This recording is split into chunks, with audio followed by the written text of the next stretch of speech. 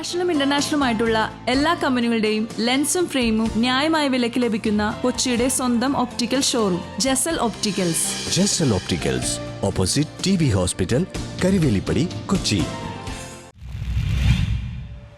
Koonammavu saint Philomena's Chavara തീർത്ഥാടന കേന്ദ്രത്തിൽ ചാവറാച്ചന്റെ തിരുനാൾ December 26 ആരംഭിക്കും.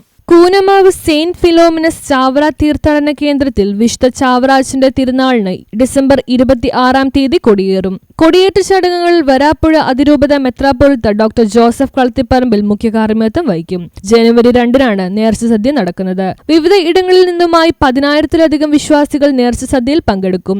രാവിലെ 9:30 മണിക്കായിരിക്കും അതിനുള്ള ആഘോഷമായ ദിവ്യബലി. ആ ദിവ്യബലിക്ക് നേതൃത്വം നൽകുന്ന കണ്ണൂർ രൂപതയുടെ സഹായമെത്ര റവറൻഡ് ഡോക്ടർ ഡെന്നിസ് കുറുപ്പശ്ശേരിയാണ്. ഒരു 15,000 പേർക്കെങ്കിലും നമ്മൾ നമ്മുടെ നേർച്ച സദ്യ വിഭാവനം ചെയ്യുന്നതിന് കൊടുക്കാനായിട്ട് താല്പര്യപ്പെടുന്നുണ്ട്. അതോടൊപ്പം തന്നെ നമുക്ക് സമാപനമായിട്ട് നടത്തുന്ന ജനുവരി 3 അത് വൈകുന്നേരം ഇവിടെ പൊന്തിഫിക്കൽ ദിവ്യബലി അർപ്പിക്കുന്നത്. ഞങ്ങൾ ധന്യമാക്കി തരുന്നത് ഞങ്ങളുടെ പ്രിയപ്പെട്ട കൊച്ചുപിതാവ് റവറൻഡ് ഡോക്ടർ ആന്റണി വാലിങ്കൽ പിതാവിന്റെ സാന്നിധ്യമായിരിക്കും. അദ്ദേഹമായിരിക്കും അത് ചെയ്യുക. ആ സമാപന ദിവസത്തിന്റെ ഒരു പ്രത്യേക പദ്ധതി എല്ലാ കൊല്ലവും നമ്മൾ ചെയ്യാറുള്ള ഒരു ഭവന നിർമ്മാണത്തിന്റെ ഒരു പദ്ധതി ഇവിടെ നടത്തിക്കൊണ്ടു പോകുന്നുണ്ട്. അതിന്റെ 4ാമത്തെ ഭവനം.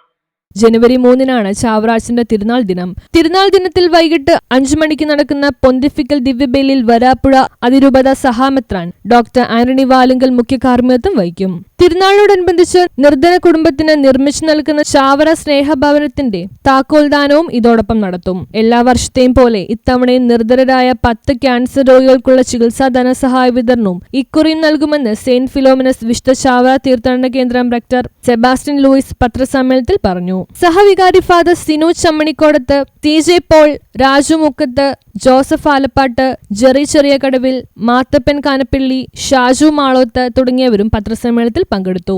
കൂനമാവ് ചാവറയച്ഛനെ വളർത്തി, ഒപ്പം ചാവറയച്ഛൻ കൂനമാവിന്റെ നിറചൈതന്യമായിട്ട് മാറുകയാണ് ചെയ്തത്. ഇതാണ് യഥാർത്ഥമായ സംഭവിക്കുന്നത്. പരസ്പര പൂരകങ്ങളായിട്ട് അവരുടെ പ്രവർത്തനങ്ങൾ, അവരുടെ സംഭാവനകളെല്ലാം കൂനമാവിനെ യശസ് ഉയർത്തിയിട്ടുണ്ട്. അതോടൊപ്പം തന്നെ ചാവറയച്ഛൻ പടിപടിയായിട്ട് വിശുദ്ധ പദവിയിലേക്ക് ഉയരാനായിട്ട് വളരെ സ്വാധീനം ചെയ്തിട്ടുണ്ട്. അദ്ദേഹത്തിന്റെ നാമകരണ ചടങ്ങുകൾ 1957 ജനുവരി 3 തുടങ്ങിയത്. 58 ഡിസംബർ 9 ദൈവദാസൻ പദവിയിലേക്ക് ഉയർത്തപ്പെട്ടു. 1984 ഏപ്രിൽ 7 ധന്യവിശുദ്ധ പദവി ലഭിച്ചു. 1986 ഫെബ്രുവരി 8 ന്യൂസ് ബ്യൂറോ, പറവൂർ.